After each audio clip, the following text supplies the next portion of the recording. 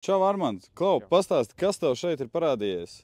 Nu, šeit man ir parādījusies sašķidrinātās gāzes muca, kurā ir gāze un ar kuru es apkurinu savu lielo lauku māju.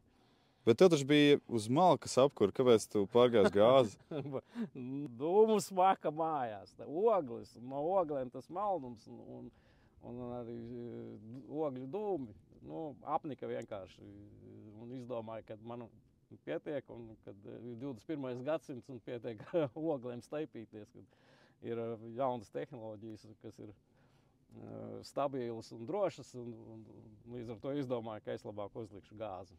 Bet saka jau, ka gāze ir baigi bīstamā. Nu, šeit nav bīstama, ja cilvēks izlasa visu un saprot. Muca nav bīstama, muca ir nenormāli droša.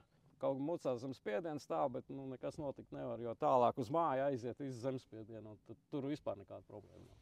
Nu, bet labi, bet kā ar izmaksām, vai tad nav baigi dārgi to visu uztaisīt? Malka tik lētāk. Nu, tā kā ne. Ja saliekam visu kopā, kā tev malka jāsagādā un cik tas maksā un cik oglis maksā, tad tā cena ir lētāka nekā ar ogliem kurināt. Nu, labi, jā, siltumsūknis. Viss tagad izvēlas tagad siltumsūkni. Nu, lai izvēlas siltumsūkni, es paliku pie gāzes, jo tas ir visdrošākais un vislabākais variants.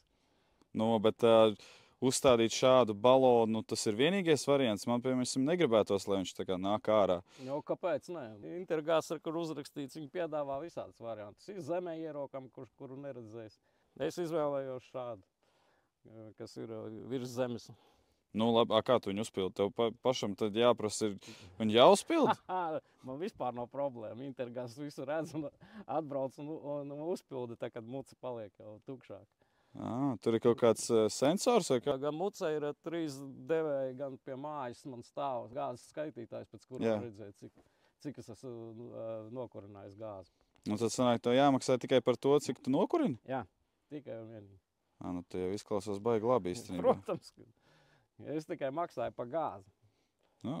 Tad tu man arī ieteikti paņemt, ja? Noteikti. Nu, labi. Labākais variants pašlaik.